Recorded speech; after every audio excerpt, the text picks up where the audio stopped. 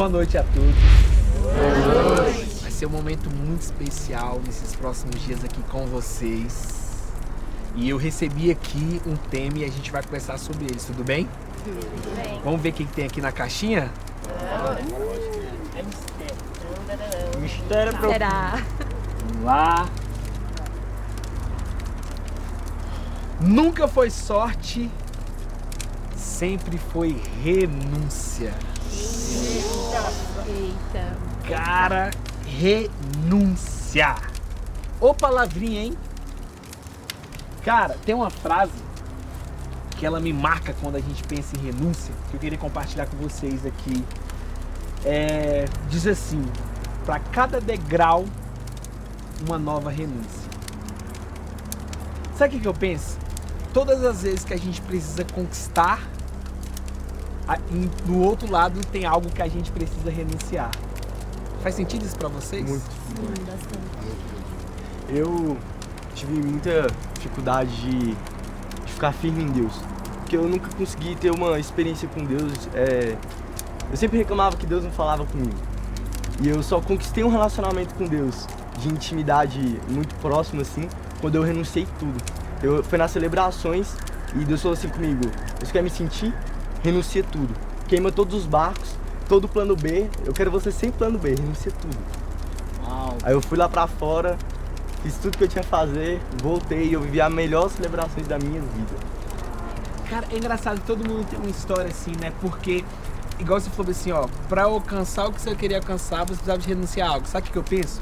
Pra cada vitória que a gente tem, há alguma coisa que a gente precisa renunciar. Você fala, não, mas o cara tem intimidade com Deus, mas por trás de uma grande conquista existe uma grande renúncia. Eu acho que um dos maiores desafios da minha vida foi renunciar à história que a minha família tinha pra minha vida, né? O meu pai, ele é extremamente do rock, é aquela coisa, droga, sexo e rock and roll, e ele colocou o meu nome de Nirvana justamente por causa da banda. Seu nome é? Nirvana. Agora faz sentido. Seu pai gostava de alguma banda? Pois é, qual será? E, enfim, eu olhava pro meu pai, o olho dele brilhava, porque eu tava naquele ambiente e tudo mais. E infelizmente são consequências da vida dele, das decisões dele ser aquela pessoa. E quando eu fui para revisão de vidas através de um convite, né, de uma coisa totalmente aleatória, mas a gente sabe que é tudo pelo propósito de Deus, eu fui para revisão de vidas e quando eu voltei eu tive uma decisão, eu tive que renunciar essa história, mas eu ficava extremamente assim, meu Deus, o que meu pai vai pensar de mim? Caraca, eu vou frustrar tipo assim, ele. Sabe o que é o mais doido? Nirvana. É que meio que entrou na sua identidade, porque muitas pessoas, elas acabam tendo essa projeção familiar, que é algo natural, né? Você quer que seu filho seja o jogador que você não foi, que ele seja o cantor que você não foi. Mas, cara, ele colocou literalmente o seu nome de uma banda que ele gosta pouco, né? E, cara, isso, assim, é muito forte, porque fez parte da sua, literalmente, identidade. Você não vai falar, toda vez que você falar Nirvana, alguém deve ter feito piadinha com você. Todo mundo vai cantar uma parte da música. Todo mundo vai com você. Quando você fala Nirvana, fala Nirvana. O pessoal pergunta assim, uau, você gosta de rock? Como se fosse eu que tivesse colocado meu nome, porque eu gostava de rock. Saca? Assim, pai, eu quero esse meu nome. Pra que Maria? Eu quero Pelo menos não foi Rebeldes, né? Mas vamos lá. E eu tive que renunciar a isso, a história que ele tinha. E isso foi muito difícil. Por quê? Porque eu queria muito dar orgulho pra ele, ser a filha que ele esperava que eu fosse. Só que quando eu conheci Jesus, o meu mundo se abriu e eu falei assim, cara, não é isso que eu quero. Então eu tive que renunciar a identidade, sabe? Eu tive que criar uma nova identidade. E hoje eu entendo o significado do meu nome não pelo Kurt Cobain ou por qualquer outra coisa, mas pelo que ele representa pra mim. E a minha identidade mudou completamente. Depois que eu conheci Jesus, eu entendo quem eu sou e naquela época eu só queria ser o que ele queria que eu fosse, sabe? E eu renunciei, isso foi a melhor coisa que eu fiz. É muito bom, eu acho que toda renúncia, ela traz um milagre, toda renúncia ela traz, sabe, algo novo, algo que abre o céu na sua vida. E depois disso o céu se abriu na minha vida porque eu entendi quem eu era. E sabe o que é mais legal é que dificilmente teve um episódio em que Jesus, que encontrou com o discípulo, qual que é a primeira coisa que ele fazia? Abandona tudo, esquece tudo. Mudava o nome, cara. Vamos mudar o meu nome. Seu nome é Nirvana, agora seu nome vai ser Stones, tô brincando. Olha só, você vai ser agora Lela Lomo. Não, mas a coisa mais poderosa é porque a primeira coisa que ele faz é confrontar a sua identidade com uma nova identidade, só que essa escolha é sua de renunciar quem você era. Foi assim com Pedro, que ele olhou e falou assim, cara, você agora será Pedro, pedra pequena e inabalável no qual eu edificarei a minha igreja, cara. Ou seja, se a sua vida era sobre peixe, agora será sobre almas, cara. Agora se esse nirvana que você tá tentando alcançar, cara, que foi através da droga ou de uma banda ou de uma noite inesquecível, vai ser pra vida eterna agora, cara. E isso é incrível. Mas alguém tem uma história de renúncia, assim, que, cara, não tem como não você falar de cristianismo e não falar de renúncia. Então. Eu, por exemplo, meu nome é Rebelde, tô brincando. Então, eu fui criada em um lar com 7 mulheres. Eu não tive referência Casa das 7 mulheres! Todo mundo fez essa piada com você também! Todo mundo! Casa das 7 mulheres! Sim, eu fui criada em um lar com 7 mulheres. Eu nunca tive referência de pai, né? E as minhas tias, a minha avó, a minha mãe, minha mãe nunca foi casada com meu pai, minhas tias nunca foram casadas com os pais dos filhos dela.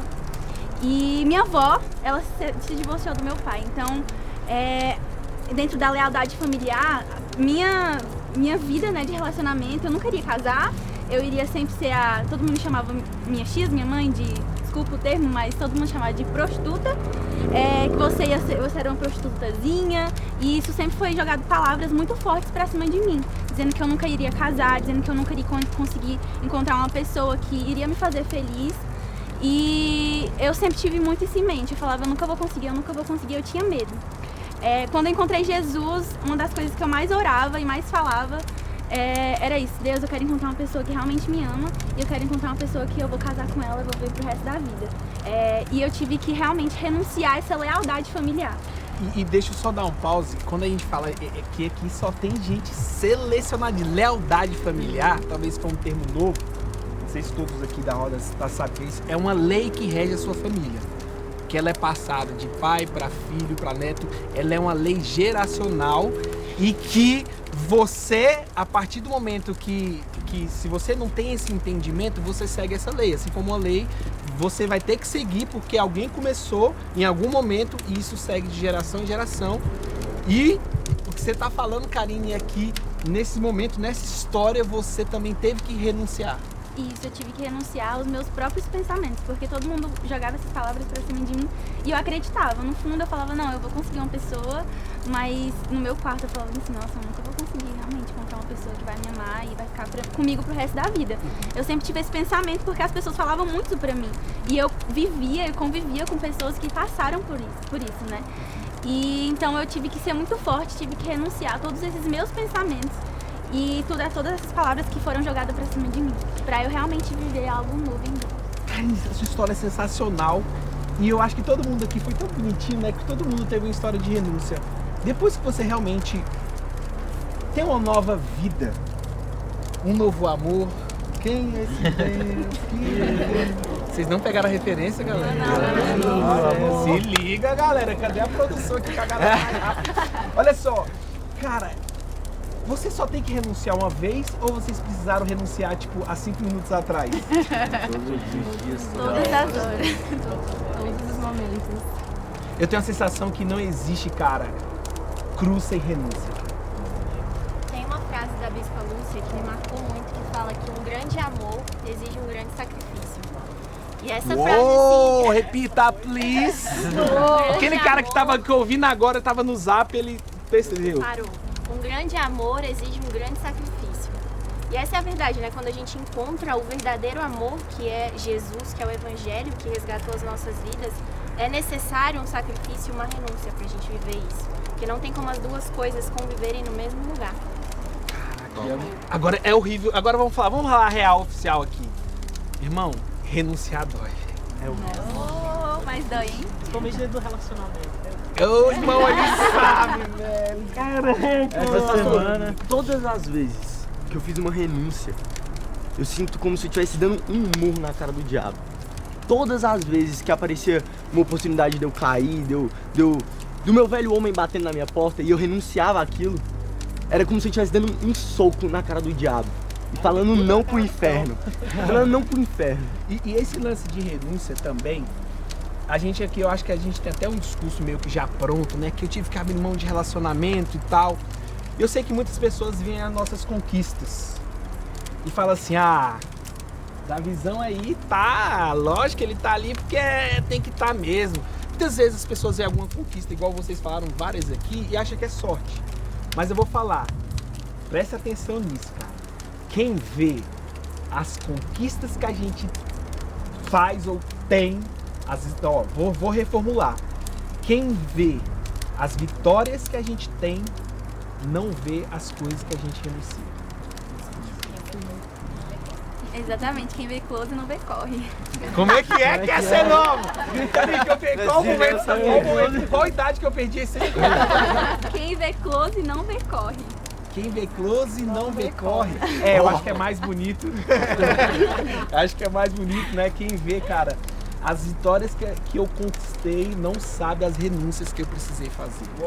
A gente Isso vê. é verdade, porque eu mesma tenho dentro do meu testemunho uma renúncia muito grande. Porque para que eu conseguisse ter uma vida com Deus, eu tive que renunciar aos meus sonhos. Eu tive que abrir mão, por exemplo, da faculdade dos meus sonhos. Em 2018 foi um ano que eu tinha saído da igreja, justamente por conta das coisas que eu não renunciei. As minhas amizades, as festas, a minha vida social. E nisso chegou um dia em que, bom, eu era aluna nota 1000 do Enem, né? Então assim, eu tive que abrir mão. Ou eu ia pra faculdade e ficava junto com aqueles meus amigos e perto daquela minha vida fora da igreja, ou eu não ia para essa faculdade e ia viver o meu sonho com Deus. E no último Arena do ano de 2018, eu tomei essa decisão. Eu falei pra minha família, eu não vou pra universidade, não vou pra essa universidade, por mais que seja tipo assim, aqui todo mundo quer, aqui eu passei 3 anos num cursinho pra conquistar, não vai ser isso. E naquele dia que eu cheguei naquele Arena, a minha liderança só falou pra mim assim, Marie, Deus não tá te pedindo pra ser uma super mulher ou a líder que vai encher a igreja ou algo assim. Deus só quer o seu coração e eu só quero que você aprenda a ter vida com Deus. Isso pra mim foi uma coisa que me marcou.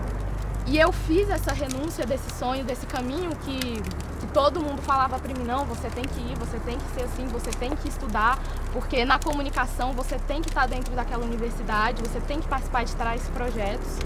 E aí eu entrei naquela igreja e naquele mesmo dia teve uma reunião do núcleo de mídias da igreja. E eu participei e ali foi um lugar em que eu me encontrei. E eu fiquei, caraca, eu não sabia que eu podia trabalhar com as coisas que eu amo dentro da igreja. E aí eu entendi por que Deus tinha me chamado pra isso. E foi aquele dia. E, cara, hoje eu vivo coisas que as pessoas sempre questionam, tipo assim, nossa, você faz isso dentro da igreja? A igreja tem Instagram, a igreja tem rede social, como assim?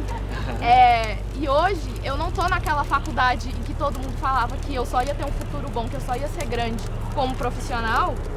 Eu não tô lá, mas hoje o meu currículo tem coisas que eu não teria se eu estivesse lá. Então depois que eu renunciei e eu vim pra dentro da missão, dentro da igreja, nisso de mídias, eu cresci muito mais do que eu cresceria dentro de qualquer faculdade, dentro de qualquer universidade.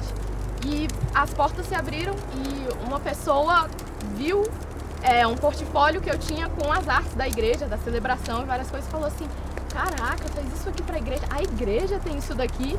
E aí a pessoa me ligou e falou tipo assim, você já trabalhou em agência, em algum lugar? E eu falei, não. E ela falou assim, você quer trabalhar? Eu falei, quero. E ele falou, segunda-feira, 9 horas, pega suas coisas e vem. E eu fiquei assim, caraca, como assim? E aí, muito doido, pode continuar. E hoje, tipo, no meu currículo, cara, eu tenho, tipo assim, prêmios de nível internacional, coisa que eu conquistei fazendo projetos com coisas que eu aprendi dentro da igreja. E hoje eu vejo a igreja crescendo e eu tendo a oportunidade de ajudar outras pessoas a crescer nisso também. Então eu acho que assim, cara, eu tô muito mais feliz hoje sem a faculdade que todo mundo falava que eu não ia ser ninguém se eu não tivesse, do que se eu tivesse lá. Então eu acho que na nossa vida com Deus a gente vai ter que renunciar até mesmo os nossos sonhos ou os caminhos que a gente acha que são certos. É porque as renúncias de hoje, cara, é aquele futuro brilhante de amanhã, né, cara? Que a gente não espera. Tem uma frase de um grande pensador contemporâneo aí, né? Se você fala mais de Deus do que fala... Se você fala mais do mundo do que fala de Deus, você vai voltar pro mundo. Um grande sábio aí que disse... Ah, cara, você mandou uma referência minha aí, cara. Eu fiquei olhando ali, né? Eu já lembrei daquele site frases.com.